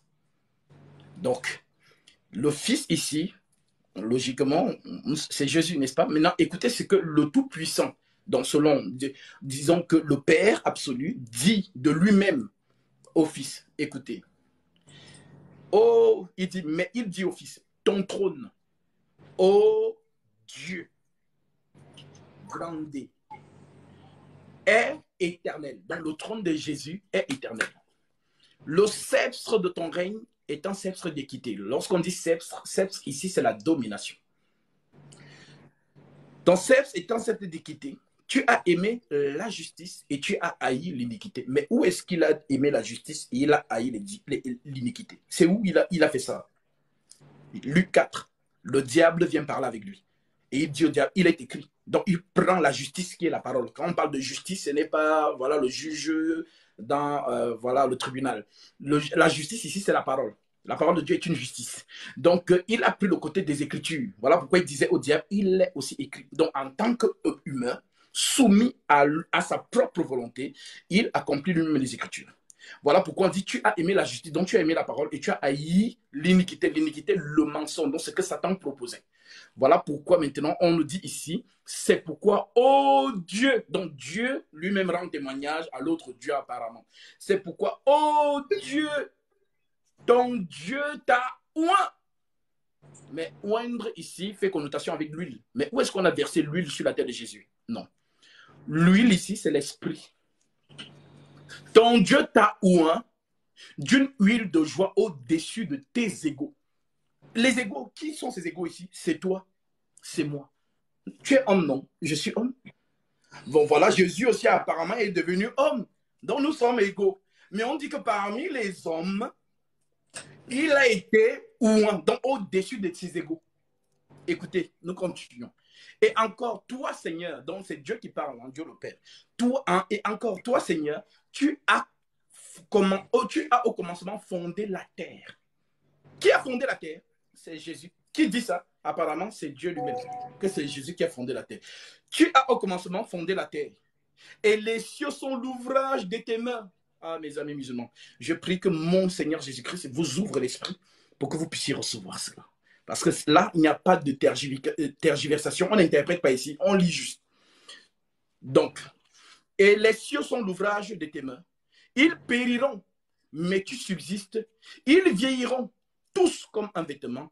Tu rouleras comme tu les rouleras comme un manteau et ils seront changés. Mais toi, tu restes le même et tes années ne finiront point. Et auquel des anges a-t-il jamais dit, assieds-toi à ma droite jusqu'à ce que je fasse des ennemis ton marchepied. Ne sont-ils pas tous des esprits au service de Dieu envoyés pour exercer un ministère en faveur de ceux qui doivent hériter le salut? Donc ici, Dieu là, même Jésus vous le dit, dans Jean chapitre 4, Dieu est esprit.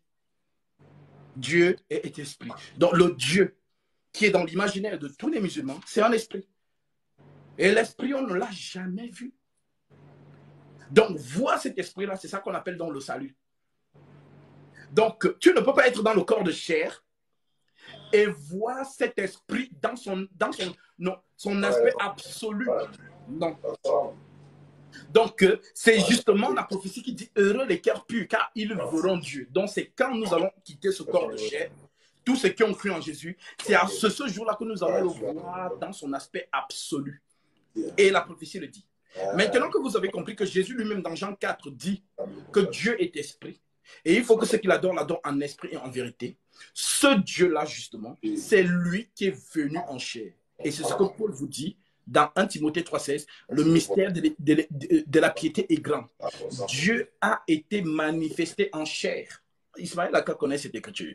Dieu a été manifesté en chair, justifié par l'esprit, vu des gens prêchés aux gentils crus dans le monde et élevés dans la gloire. Ça, c'est une première chose. Je pense que c'est clair. Maintenant, Ismaël Aka peut-être pourrait me dire, mais non, ce ne sont pas les propos de Jésus lui-même. Ça, c'est Paul qui dit. Mais justement, Paul prêche par l'esprit de Christ. Il vous conduira dans toute la vérité, dont le consolateur, l'esprit de vérité, le Saint-Esprit. Donc, c'est lui qui rend témoignage de l'écriture. Maintenant, allons maintenant au propos de Jésus lui-même.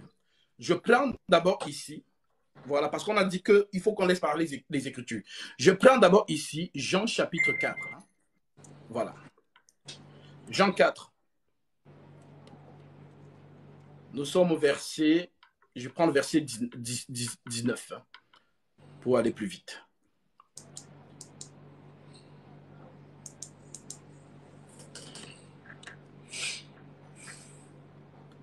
Jésus dit, Seigneur, lui dit la femme, je vois que tu es prophète.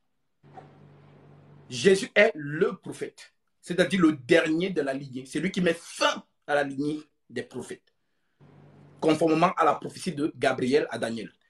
Voilà. Maintenant, Seigneur, lui dit la femme, je vois que tu es prophète. Nos pères ont adoré sur cette montagne. Vous dites, vous, que le lieu où il faut adorer est à Jérusalem. Est-ce que vous comprenez? Maintenant, la femme ici ramène Jésus à l'adoration. Et elle a fait comprendre que Jésus dit que, en tout cas, Jésus et les Juifs disent qu'il faut adorer à Jérusalem. Maintenant, écoutez ce que Jésus dit plus haut. Et je vais vous prendre le verset adéquat.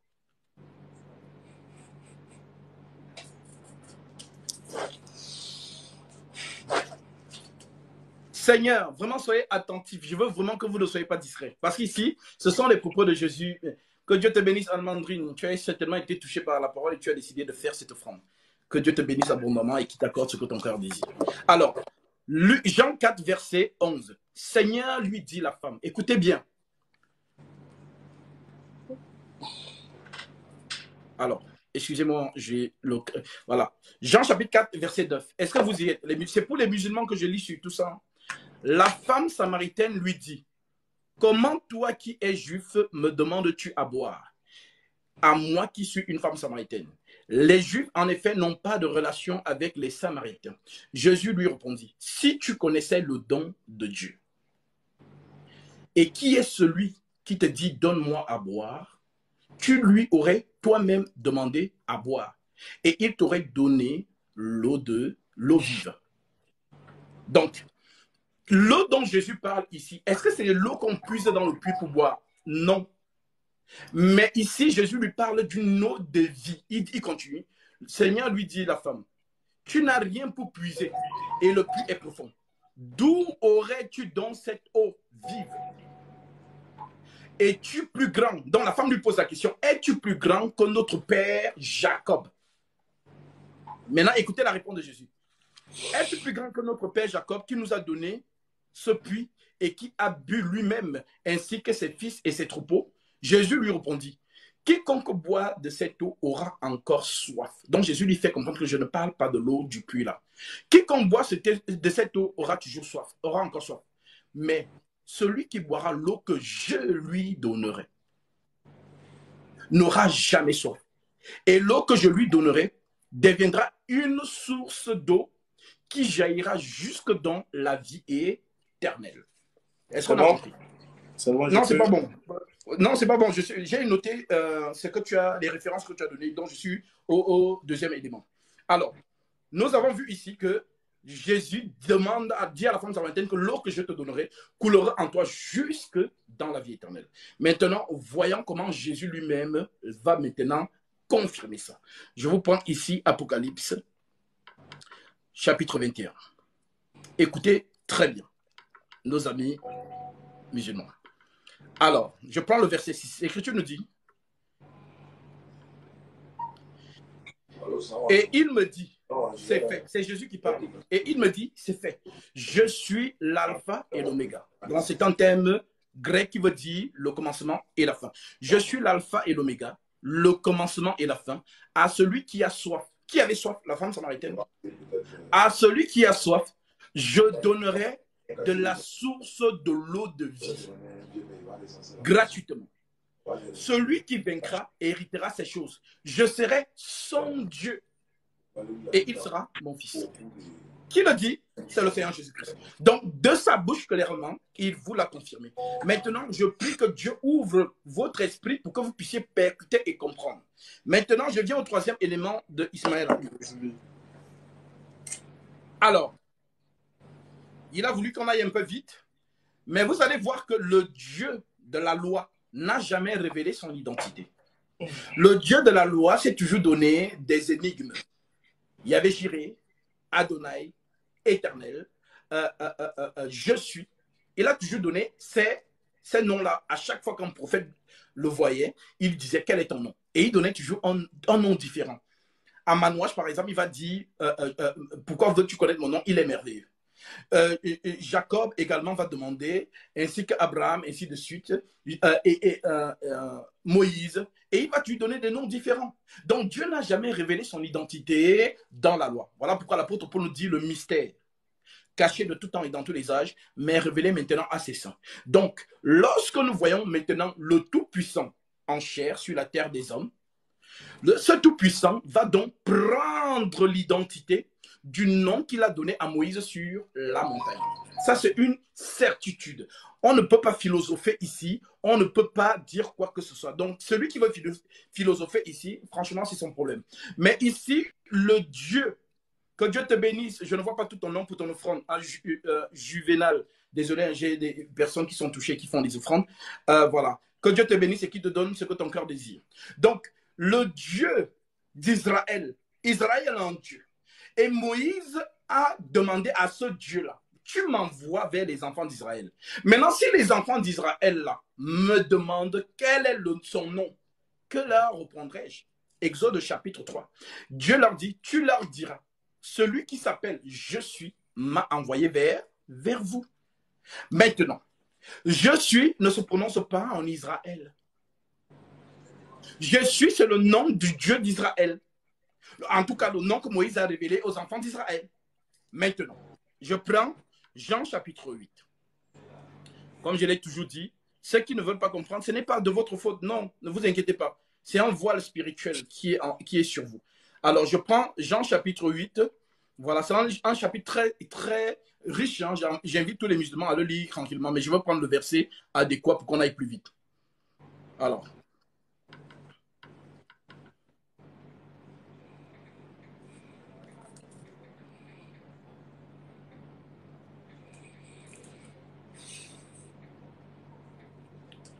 Laissez-moi trouver la page, s'il vous plaît.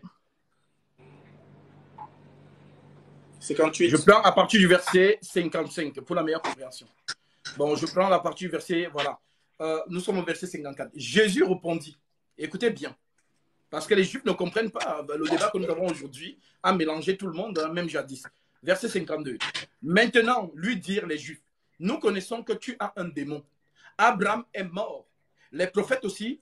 Et tu dis, quelqu'un garde ma parole. Si quelqu'un garde ma parole, il ne verra jamais la mort. Donc, ils leur disent que Jésus leur a dit, si quelqu'un garde sa parole, la personne ne mourra jamais.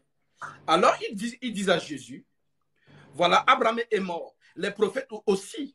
Et tu dis, si quelqu'un garde ma parole, il ne verra jamais la mort. Es-tu plus grand que notre père Abraham, qui est mort? Les prophètes aussi sont morts. Qui prétends-tu être? C'est la question. Qui prétends-tu être? Donc Jésus, tu dis même que tu es qui? Parce que les choses que tu affirmes dépassent d'autres entendements. Qui prétends-tu être? Alors écoutons la réponse de Jésus. Écoutons bien. Écoutez, dit, Jésus répondit, verset 54, si je me glorifie moi-même, ma gloire n'est rien. C'est mon Père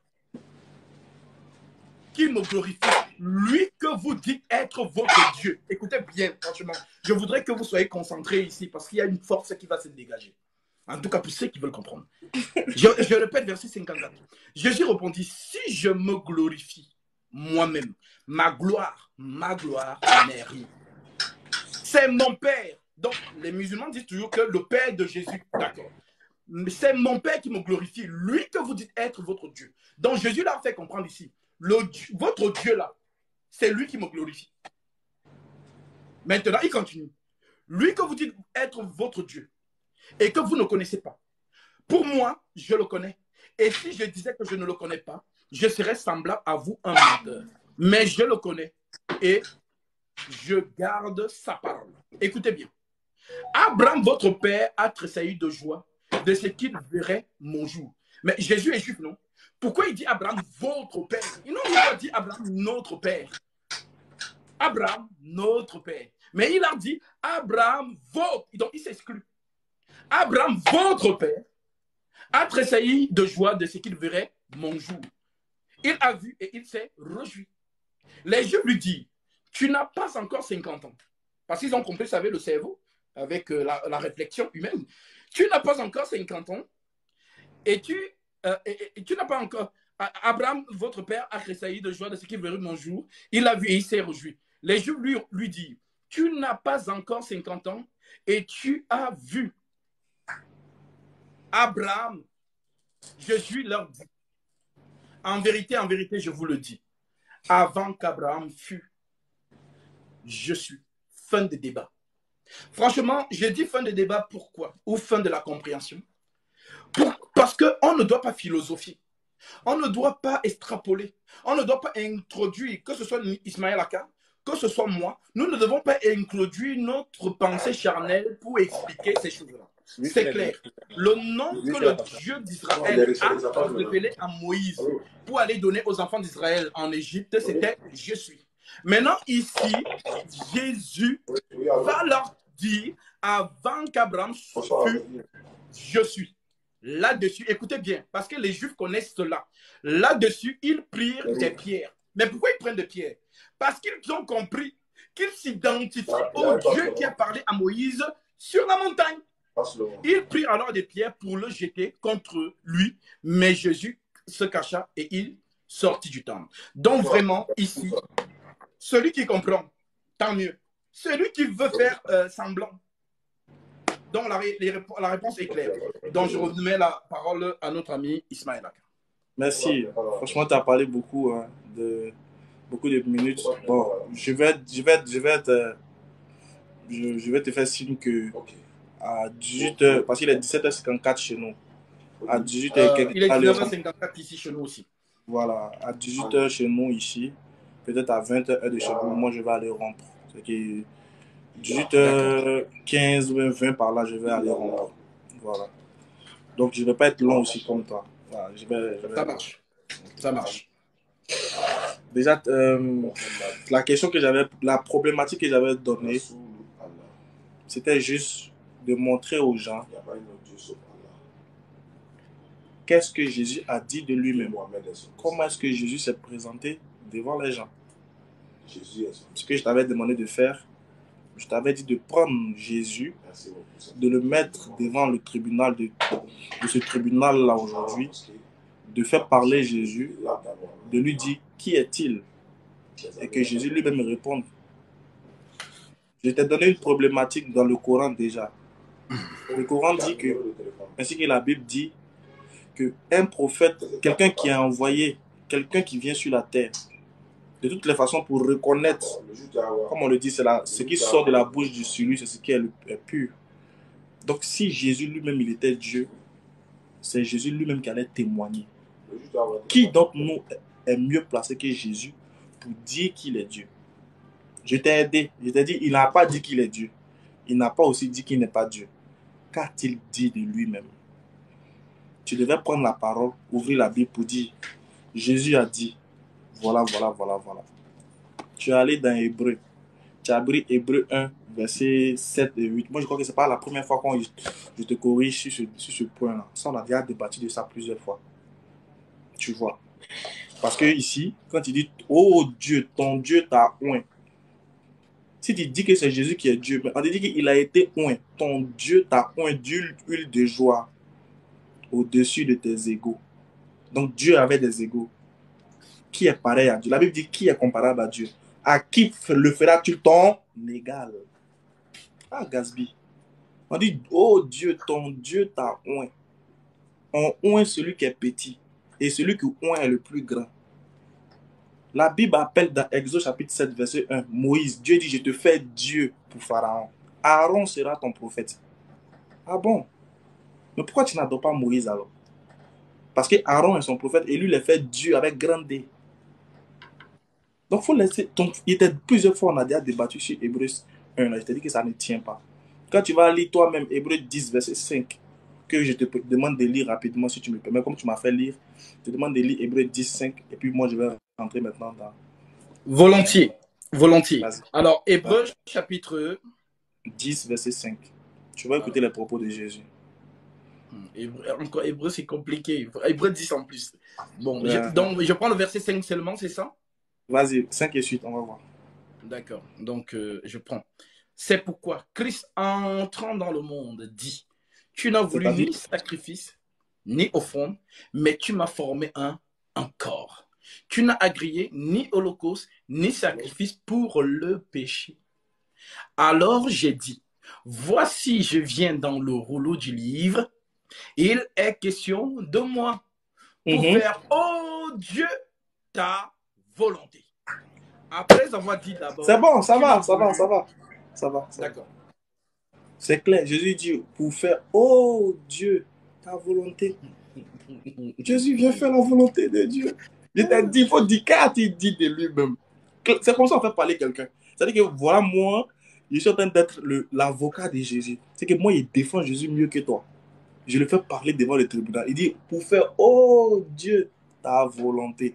Donc, monsieur le juge, il est venu faire la volonté de Dieu. Donc, celui qui fait la volonté de Dieu est soumis à Dieu. Donc, il n'est pas Dieu. Voilà comment on fait parler Jésus. Regarde, j'ai un bon verset pour discréditer. Je dis que moi, je suis le meilleur avocat de Jésus. De nous deux là, c'est moi, je suis le meilleur avocat de Jésus. Je parle peu, mais concret et précis. J'ai montré encore une autre preuve devant le juge pour montrer que mon client, là, il n'est pas coupable. Il n'a jamais dit qu'il est Dieu. Je vais le montrer là. Monsieur le juge, tous ceux qui... Aujourd'hui, c'est les internautes qui sont les juges. C'est eux, en fait, c'est eux qui voient, Donc, je retourne ma caméra. Attention. Désolé la formule. Je retourne ma caméra et je vous montre la preuve palpable. C'est la Bible, hein, les frères. C'est la Bible. C'est écrit Bible. Voilà, c'est la Bible. Je vous fais lire ce verset. Je suis dans Luc 18, à partir du verset 18 et suite. Regardez. C'est comme ça, en fait, on discrédite quelqu'un. Regardez. Il a dit ceci. Luc 18, verset 18. Tout le monde peut regarder bien ce que Jésus dit. On dit ceci. Un chef juif demande à Jésus, bon maître, qu'est-ce que je dois faire pour recevoir la vie avec Dieu pour toujours? Jésus lui répond, Pourquoi m'appelles-tu bon? Personne n'est bon, sauf, écrivez en commentaire, sauf qui? Je reprends. Un chef juif demande à Jésus, bon maître, qu'est-ce que je dois faire pour recevoir la vie avec Dieu pour toujours? Jésus lui répond, pourquoi m'appelles-tu bon? Personne n'est bon, sauf Dieu.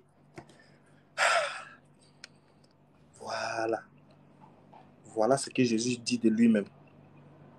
Voilà ce qu'on appelle donner une preuve claire, faire parler Jésus clair. C'est comme ça un avocat doit faire. C'est pas fini, monsieur le juge. Monsieur les juges, c'est vous qui êtes les juges aujourd'hui. Hein. Vous les internautes, c'est vous qui êtes les juges. Vous allez juger vous-même. Au lieu d'essayer de consoler votre frère lui en envoyant de l'argent pour l'envoyer en enfer. Laissez ça, les frères. Dites-lui la vérité plutôt. Ça ne sert à rien. Les biens de ce monde-là, on partit pour laisser. Les PayPal, tout ça là. Non. Ça ne fait pas de toi un authentique homme de Dieu. Ou bien ça ne fait pas de toi un véridique. Parce que si vous voulez envoyer lui, donner lui l'or et l'argent, tout l'argent du monde, ça ne va pas faire de lui un véridique. Non, c'est impossible. Vous pensez que vous allez blaguer qui avec ça? Ne le blaguez pas, au contraire. Jean 20. Je suis dans Jean 20, verset 17.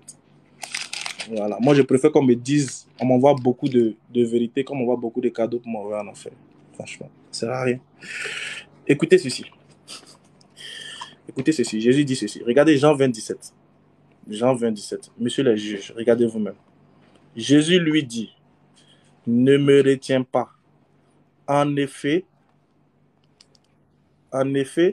je ne suis pas encore monté vers mon Père, mais va trouver mes frères et dis-leur de ma part, je monte vers mon Père, il est aussi votre Père. Je monte vers mon Dieu, il est aussi votre Dieu. Est-ce que vous avez vu ça? Est-ce que vous avez vu?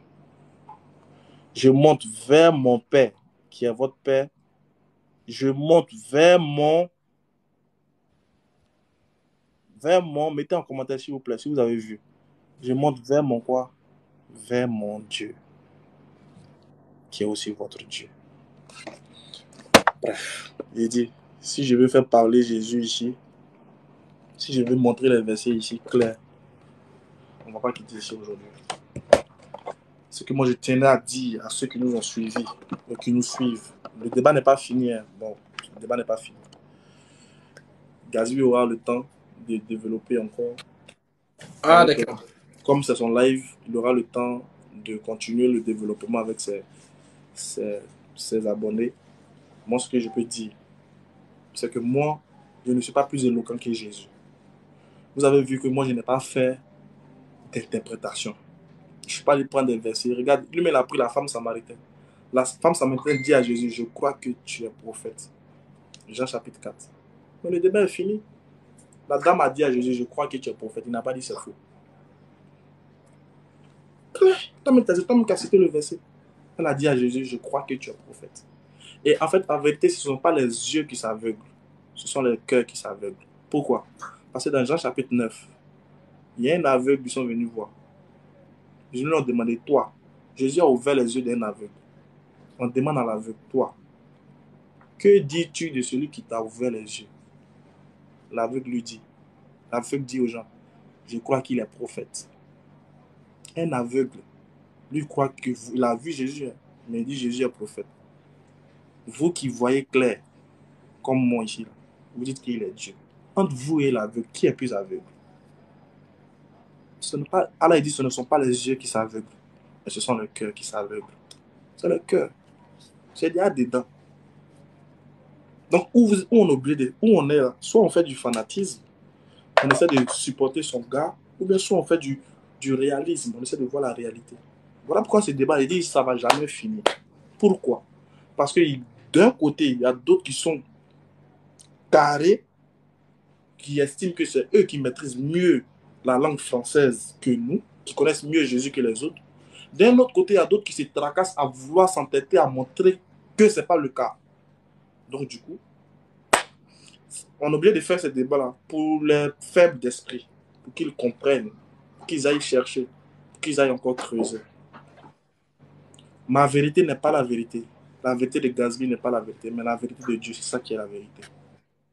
Moi, je dis, Gatsby, il a sa foi. Je ne suis pas d'accord avec sa foi, mais je respecte sa foi. J'ai ma foi. Il n'est pas forcément d'accord avec ma foi, mais il respecte ma foi. Mais, si on veut rentrer dans le réalisme, dans le pragmatisme, Gatsby ne peut pas faire parler Jésus et démontrer par les propos de Jésus qu'il est Dieu. Ça n'existe pas. Il ne pourra jamais le faire. Ce n'est pas Gatsby même. Ce n'est pas la personne de Gatsby. Aucun esprit sur la terre peut le faire. Ça n'existe pas. Ce n'est pas de la prétention. Ce n'est même pas par ma force. Parce que c'est déjà écrit, c'est là, c'est clair. Ce n'est pas par mon savoir aussi. Non. Ça n'existe pas. Il n'y a pas un homme qui peut démontrer que Jésus est Dieu. Ça n'existe pas. Et même si Jésus revient sur la terre, quand il revient sur la terre, il ne sera. C'est que même si tu dis Jésus, même si tu es en train d'adorer Jésus, même si tu dis que Jésus, moi j'ai un verset où toi tu as déjà dit tu es Dieu, il va dire c'est impossible, je n'ai jamais dit ça. Jésus ne l'a jamais dit. C'est vrai. C'est vrai. Il n'a pas dit il n'est pas Dieu. Il n'a pas dit il est Dieu. C'est vrai, il est né miraculeusement. C'est vrai, il a fait beaucoup de miracles. C'est vrai, il a parlé souvent en parabole. C'est vrai, il a fait beaucoup de choses. Mais rien de tout ça ne le fait, ne le ramène à la divinité. Si vous avez raboli, si vous avez ramené votre Dieu que vous adorez à ça, à ces petites choses-là, c'est qu'en réalité, vous n'adorez pas. Allez-y revoir le Dieu que vous adorez. Si parce qu'il est né miraculeusement, il devient Dieu. Si parce qu'il a fait des miracles, il devient Dieu. Si parce qu'il a ressuscité des morts, il devient Dieu. C'est qu'en réalité, vous n'avez rien compris. C'est qu'en réalité, vous ne connaissez pas de quoi est capable le Créateur des cieux et de la terre. Quand vous êtes dans les airs, dans les nuages, quand vous voyez l'étendue des cieux, là, Jésus peut créer ça. Non. Non. C'était l'exercice que moi j'avais donné à Gatsby. D'accord. Gatsby, laissons les autres. Voilà, c'est ma conclusion, puis toi tu vas parler. J'ai fini dans une phrase, et puis je fais deux phrases, puis tu vas conclure aussi. Vas-y. Pour dire que moi, je ne vais pas aller loin. S'il a un verset où Jésus est encore plus explicite ou plus clair, il le donne. On vérifie. S'il n'a pas le verset, ça ne sert à rien. De faire parler Paul, de faire parler ceci, d'interpréter le rocher était Christ, ceux qui parlaient dans le rocher, qui ont suivi la manne. Non, non, non, non, tout ça là, on a déjà débattu dessus, ça fait des siècles, lui et moi, on te parle de ça. Ça n'a rien, ça n'a rien. Il n'y a pas de preuves. Moi, l'avocat que je suis, j'ai produit des preuves. J'ai produit le PV de mon candidat. Voilà, c'est ça, non? De mon client. J'ai produit le PV de mon client, les propos de mon client. Clair, les propos de mon client clair. Et non les témoignages des gens sur mon client, non. Les témoignages de mon client. Mon client, il parle. Il dit, pourquoi m'appelles-tu le bon? Personne n'est bon. Seul Dieu est bon. Point. Bon, j'ai fini Gatsby. Alors, à ceux dans les esprits du discernement, les paupières du discernement ne dorment pas. Vous êtes libre de faire votre choix. Merci beaucoup. Et Gatsby, tu as la parole. Vas-y. D'accord. Alors, peuple de Dieu, mes chers amis. Gatsby, il est 8, hein. Il est 8, oui. Donc tu finis à combien comme ça? Enfin, je vais pas être long. Je vais juste étayer tes propos sur les 3 éléments que j'ai notés. Et ensuite, voilà. C'est aussi dans le même élément de la conclusion. Après, je vais vous laisser. Alors, comme je disais tantôt, mes amis musulmans et mes chers amis musulmanes, vous savez, vous êtes nés seuls. Vous avez certainement grandi dans une obédience, dans une famille qui croyait à une idéologie. Tu es né dans une famille bouddhiste, tu crois, on va t'inculquer les valeurs du bouddhisme. Tu es né dans une famille islamique, on va t'inculquer les valeurs de l'islam. Et tu vas grandir comme ça. Mais lorsque l'âge de la maturité arrive, tu dois examiner ce qu'on t'a inculqué. Alors, nous avons tout expliqué. Maintenant, ceux qui ont les oreilles pour entendre, entendez. Ceux qui veulent se voiler l'esprit, c'est votre problème. Mais sachez une chose, ce n'est pas une communauté, ce n'est pas un groupe qui vous amènera. Quand vous allez mourir, vous serez seul. Mais il y a un qui a dit, je suis le chemin, la vérité et la vie. Celui qui croit en moi vivra quand même, il serait mort. Je suis la résurrection et la vie éternelle. C'est Jésus-Christ. Aucune personne n'a déclaré ses propos sur la terre des hommes. Il n'y a qu'un seul Jésus. Maintenant, notre ami nous a fait parler, nous a lu Hébreux chapitre 10, où Jésus dit, je suis venu faire, oh Dieu, ta volonté. Alors je vais demander à Ismaël Aka s'il peut nous faire ce plaisir. Ésaïe chapitre 46, verset 9 au verset 10. Et vous allez entendre vous-même. De l'Élie? Oui, s'il te plaît. Voilà. Qui est corrélé à Hébreux chapitre 10 que tu as pris, hein, pour démontrer que Jésus vient faire la volonté de Dieu. C'est ce qu'il a dit. Mais non, oui. Ésaïe chapitre 46, verset 9 au verset 10.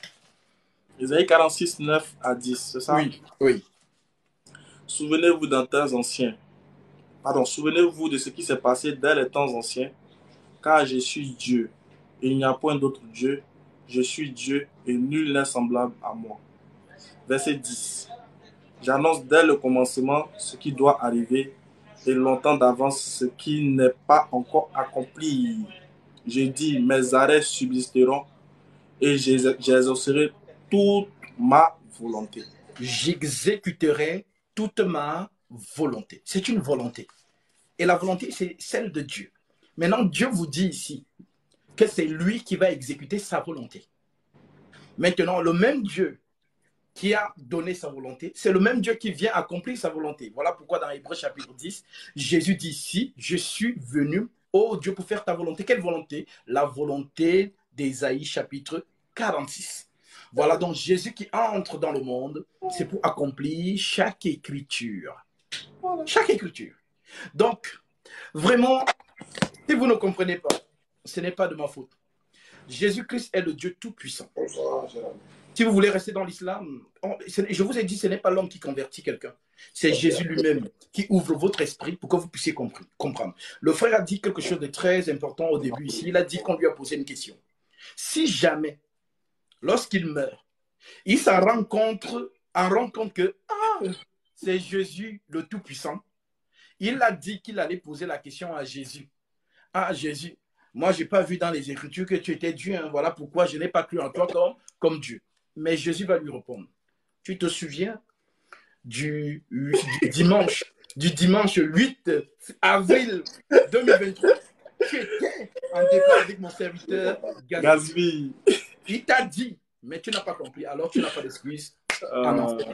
Donc, je vous invite vraiment. On dit tant qu'il y a la vie, il y a espoir. Je serai en Côte d'Ivoire, Ismaël Aka, je serai en Côte d'Ivoire, peut-être si Dieu fait grâce. Tu n'es pas obligé de donner des dates, hein. Tu n'es pas obligé de donner des dates. On est en live, donc tu n'es pas obligé de donner des dates. Non, juste pour dire que je serai, peut-être la semaine prochaine, si tout va bien, je serai à Abidjan. Et quand je serai là, au Stade Diané, tu vois, je veux. On va t'accueillir. Je vais vous faire venir là où je suis. Voilà. Donc, en tout cas, que Dieu vous bénisse abondamment. Merci beaucoup. Et je vous dis shalom. Merci beaucoup et shalom. Merci beaucoup. Shalom. Donc, ouais, les frères, merci. Merci beaucoup d'avoir participé à ce live. Alhamdulillah. On remercie Allah subhanahu wa ta'ala pour tout ce qu'il fait. On prie Allah subhanahu wa ta'ala pour qu'il guide nos frères et nos soeurs qui sont encore dans les ténèbres. Donc, alhamdulillah, il est déjà 18h13 ici. Et on va aller à la rupture. Il est déjà 18h13, on va aller à la rupture. Barakallahu fik, merci beaucoup pour tout. Merci pour votre soutien au nom d'Allah subhanahu wa ta'ala. Et soyez fiers d'être musulmans parce que en fait, vous avez suivi le débat. Vous-même, vous avez vu qu'il y avait, c'était très compliqué pour nos frères de démontrer la divinité de Jésus. Et en réalité, comme je l'ai dit, exactement, on ne s'est pas trompé. Si même au jour de la résurrection, on a des arguments contre ce qu'ils adorent en dehors d'Allah. Et ce qui est évident, c'est que Allah nous a déjà garanti qu'au jour de la résurrection, c'est lui qu'on va trouver là-bas. Alors ça fait pitié, parce que des gens qu'on aime bien sur la terre, on les verra comparaître devant le tribunal d'Allah avec beaucoup de difficultés. Donc Allah nous éloigne, qu'Allah nous guide sur le droit chemin, qu'il nous maintienne sur le chemin de l'islam et qu'il